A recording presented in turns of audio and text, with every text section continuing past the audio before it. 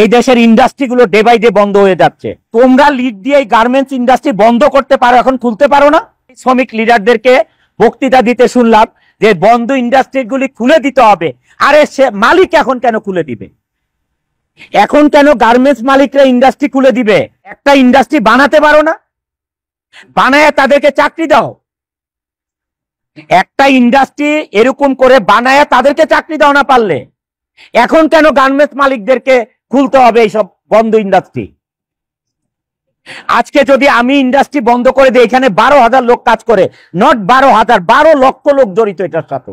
সাভারে, আশুলিয়াতে, গাজীপুরে 230 থেকে 240টা এই ধরনের গ্রুপ অফ ইন্ডাস্ট্রি বন্ধ করে দিয়েছে মালিকরা।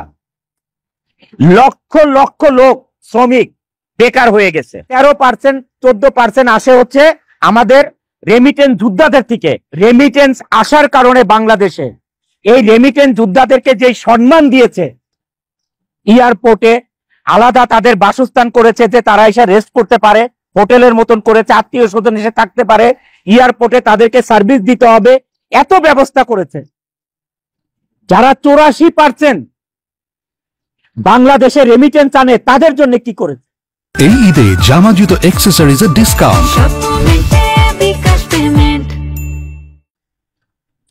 আমি এটা জোর হাতে রিকোয়েস্ট করছি আমাদের মাননীয় প্রধান উপদেষ্টার কাছে এবং যত উপদেষ্টা আছেন তাদের কাছে, আপনারা আমাদের জন্য কি করেছেন? যারা 84% রেমিটেন্স আনে বাংলাদেশে তাদের জন্য আপনারা কি করেছেন? গার্মেন্টস ইন্ডাস্ট্রি সচল রাখার জন্য কি করেছেন? আমরা সবাই আশা করেছিলাম যে ঈদের সময় অ্যাটলিস্ট একটা বেতন ব্যাংকে লোন দেওয়া হবে। যে শ্রমিক ভাই বোনদেরকে আমরা কি করতে হবে দেখেন, মার্চ মাসে ফেব্রুয়ারির বেতন দিতে হবে, বোনাস দিতে হবে, আবার মার্চ মাসের 50% বেতন দিতে হবে। একটা গার্মেন্টস মালিক কোত্থেকে পাবে এই 3টা জিনিস এক মাসে? এই 3টা জিনিস এক মাসে কোথায় পাবে একটা গার্মেন্টস মালিক? যারা 84% রেমিটেন্স এনে বাংলাদেশের অর্থনীতির চাকা সচল রাখে তাদের জন্য কি করেছেন? গার্মেন্টস মালিকেরা মুখ চুপ বোঝে, মুখটা চুপ থেকে কি করতেছে? গার্মেন্টস গুলো, আরএমজি গুলো বন্ধ করে চলে যাচ্ছে। আপনারা একবার চিন্তা করেছেন যে আপনারা যে ইন্ডাস্ট্রি গুলো বন্ধ করে চলে যাচ্ছেন, এই দেশের অর্থনীতির অবস্থা কি হবে? এই দেশের কর্মসংস্থানের অবস্থা কি হবে? এই শ্রমিক লিডাররা কয়েকজন মিলে এই দেশে চালাতে পারবে না? তারা একজন একটা ইন্ডাস্ট্রি করতে পারবে?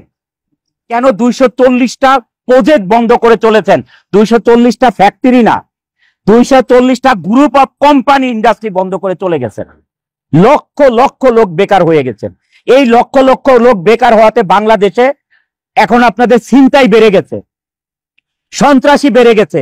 এই যদি আমার ইন্ডাস্ট্রি এখানে বন্ধ হয়ে যায়, এই 12,000 লোকের কত লোক এখানে সন্ত্রাসী হয়ে যাবে কল্পনা করতে পারবেন না। মানুষের জীবন চালাতে পারবে না, এখানে লুটপাট শুরু করবে দিনে দুপুরে।